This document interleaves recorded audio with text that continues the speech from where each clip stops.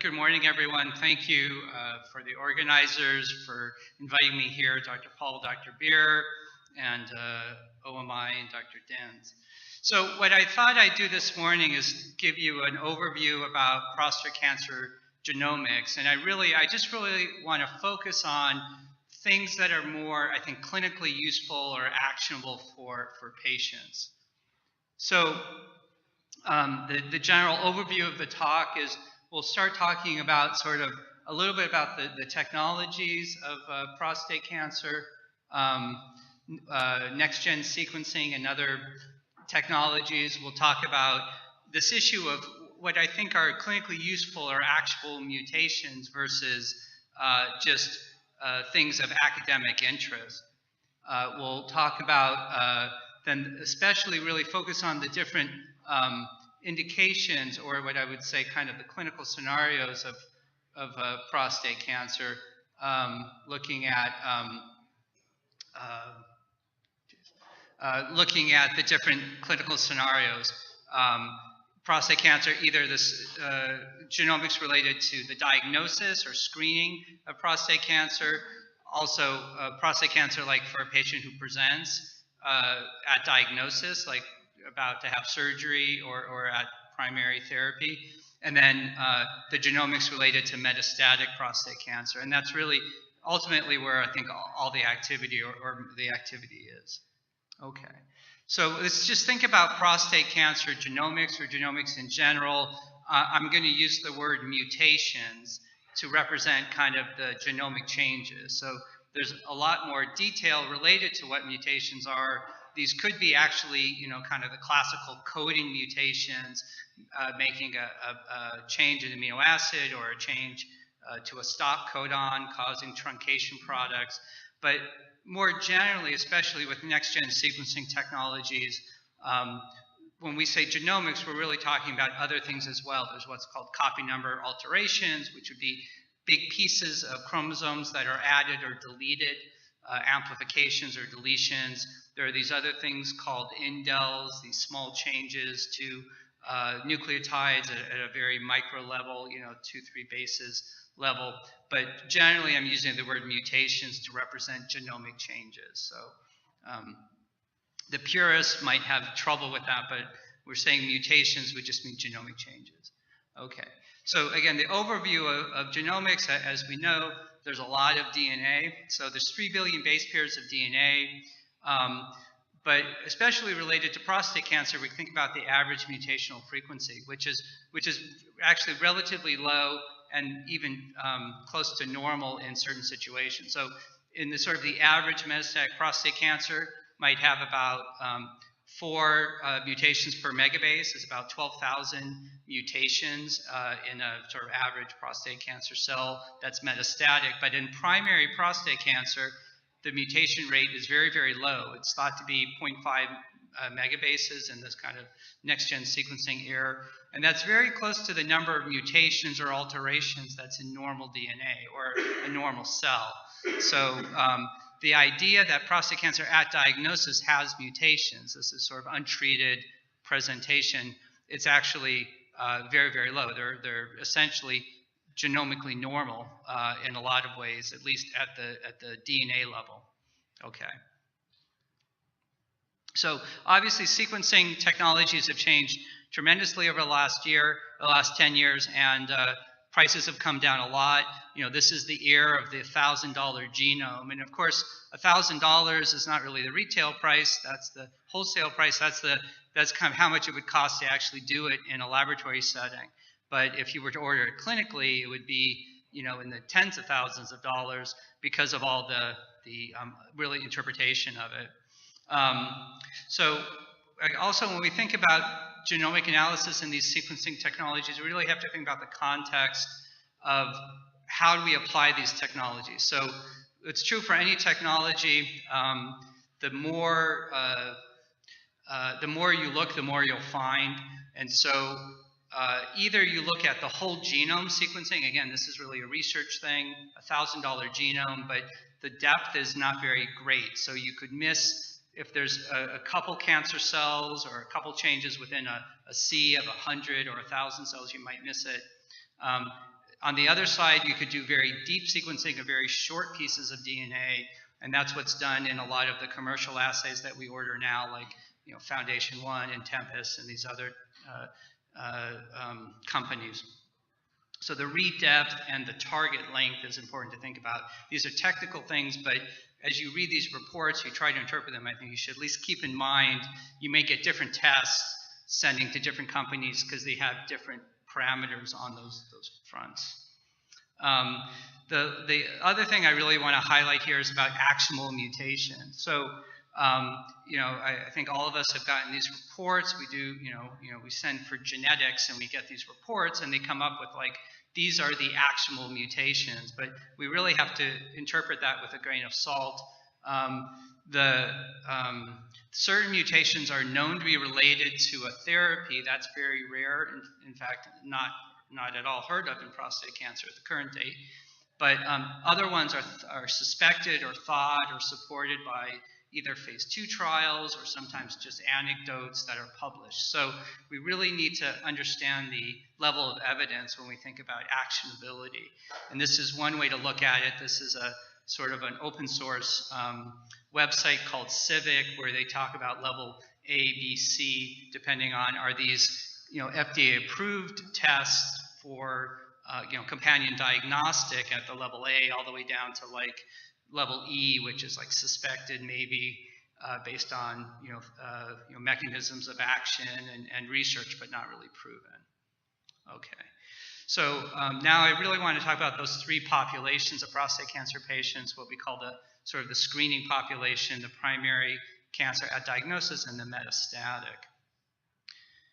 So prostate cancer is an inherited disease. There are genetic risk factors associated with prostate cancer, and in twin studies you could sort of estimate the genetic component of prostate cancer incidence, and it's actually pretty high. 57% of the attributable risk is thought to be related to genetics based on these twin studies.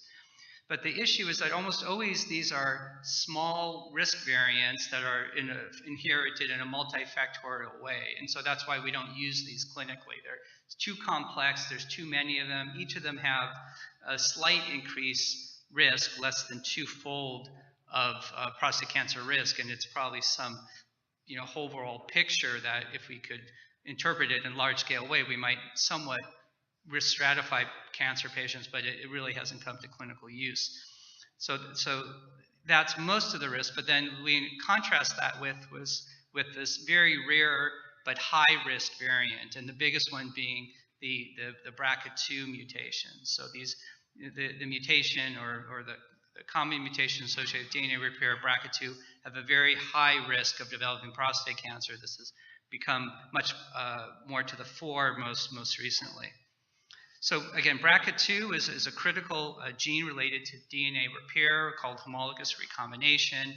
The germline variants of BRCA2 are thought to be related to a 4.7 to 8.6-fold increased risk. There's data that BRCA2 associated prostate cancer overall is worse. It has an earlier onset and more aggressive clinical course. The rate of BRCA2 mutations is definitely dependent on if a patient presents with metastatic or has metastatic prostate cancer. So sort of in a general screening population of prostate cancer, the rate might be 4% or 5%. But if a patient goes on to develop metastatic cancer and then you go back retrospectively and look at their tumors, maybe about 12% will have BRCA2. So BRCA2 is a sort of an uncommon risk factor at diagnosis, but if you go back for the metastatic, the more aggressive patients, you might enrich for BRCA2 mutations. And then, so you could ask the question, okay, we diagnosed a patient with BRCA2, maybe risk factor for prostate cancer in their family, what do you do with that? And I would say really in that way, it's not exactly actionable. We don't really have consensus definition or consensus guidelines of how we would monitor those patients. If you were following a BRCA2 patient without cancer, what exactly would you do? You could imagine there's a couple articles coming up with more intense screening guidelines, but really we don't know what to do with it. Okay, let's talk about, and then this is this paper about other DNA repair pathways So again, in patients that are metastatic prostate cancer, and then you go back and look at the tumors, altogether about 5% will have BRCA2 in this study from Colin Pritchard, but other DNA repair pathway alterations as well, and at least in this study up to 12%. So DNA repair is probably really important for patients that have metastatic prostate cancer, but in the sort of general population, prostate cancer not. So let's talk about primary prostate cancer at diagnosis. So this would be the idea of, like, should you profile patients that have prostate cancer, either locally advanced or just, run-of-the-mill primary prostate cancer.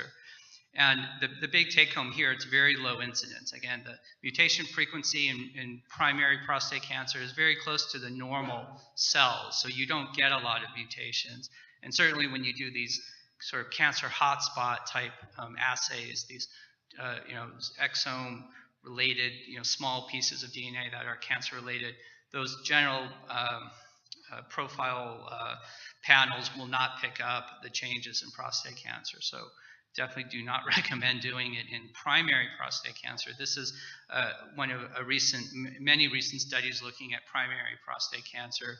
And if you look hard enough, this is whole genome sequencing, you will find changes. So the changes, you find more changes in the high-grade prostate cancer versus low-grade. That's on the top line.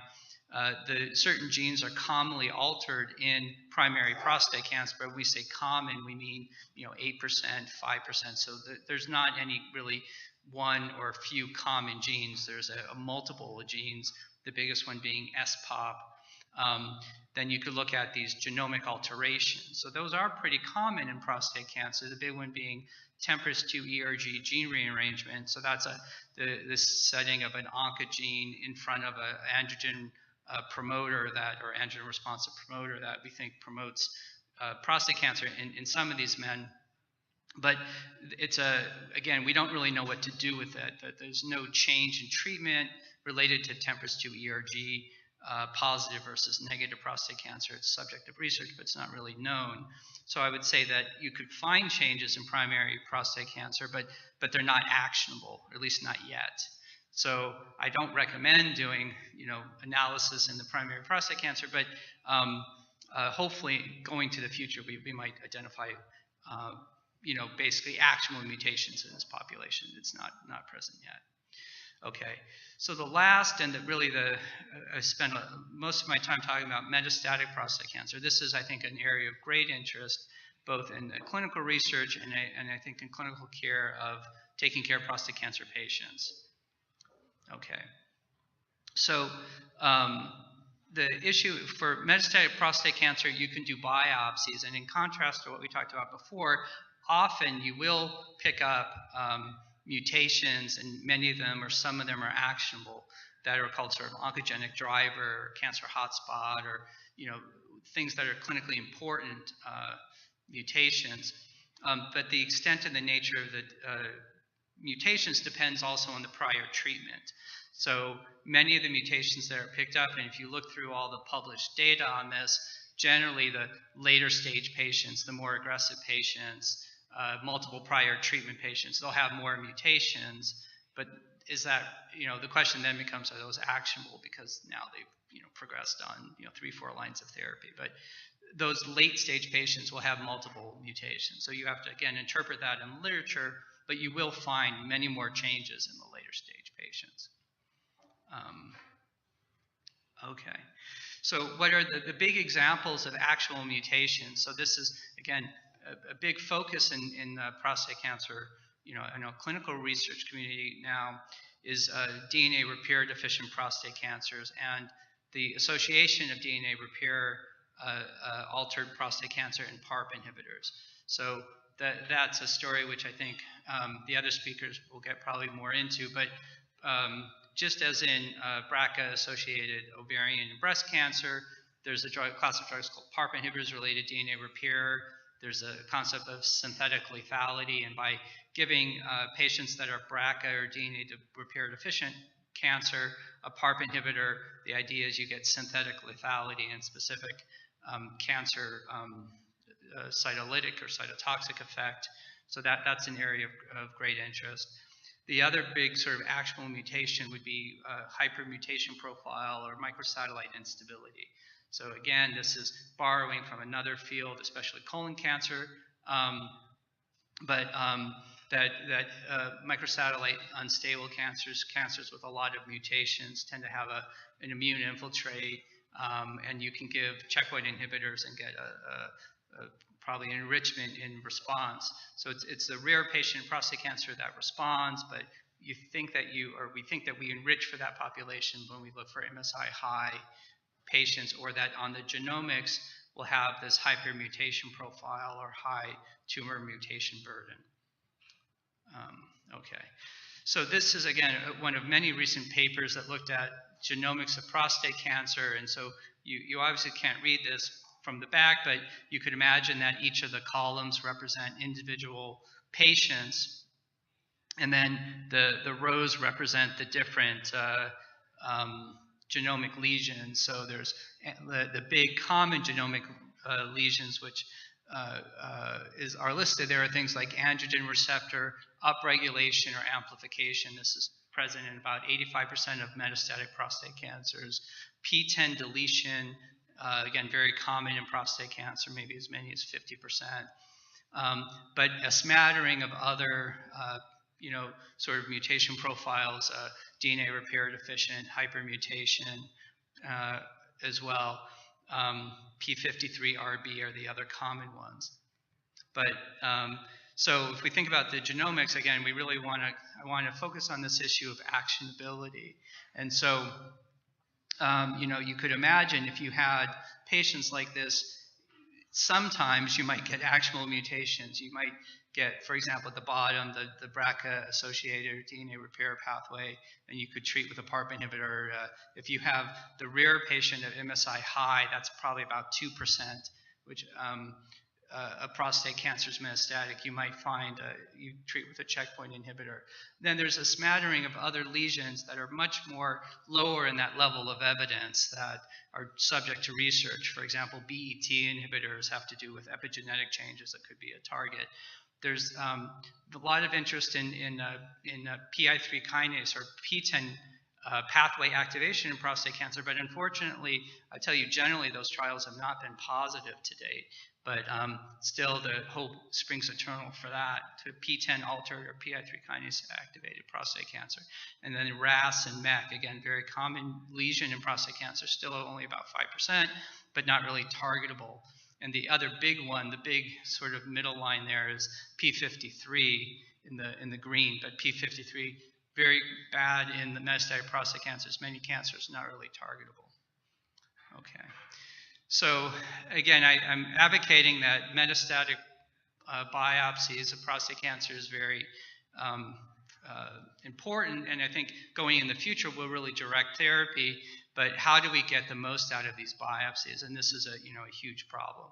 So just as a practical matter, it's very well known that soft tissue biopsies are much better at molecular yields, or not just diagnosing metastatic cancer, but having actionable or interpretable results.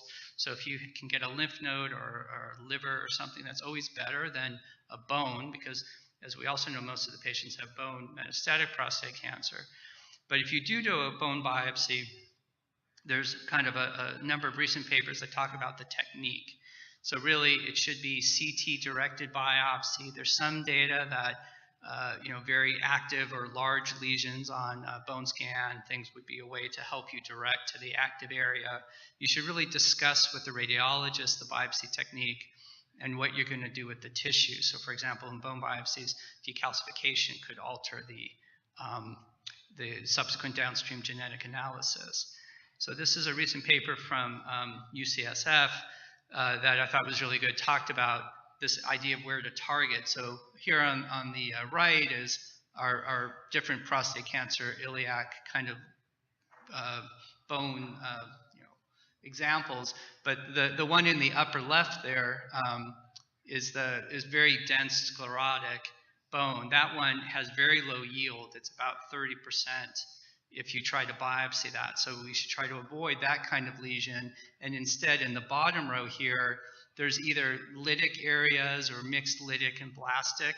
Those are the better lesions. They're thought to have maybe a 70, 80% yield. So we really need to focus on where and work with our radiologist and our pathologist to help get the best yield if we're going to do these biopsies. So that's it. So really the summary I said is we should be aware of next-gen sequencing, but the limitations. Different companies, different techniques could give different results, which are not necessarily wrong, but could be difficult to interpret. BRCA2 is very important in prostate cancer of late, especially either at diagnosis in terms of germline genetic testing, but also in metastatic prostate cancer, maybe in terms of therapy. The genomic analysis of metastatic prostate cancer is relatively high yield, but by that we mean about 10 or 20% of actionable results. So still the majority are not actionable, and we need to think about that.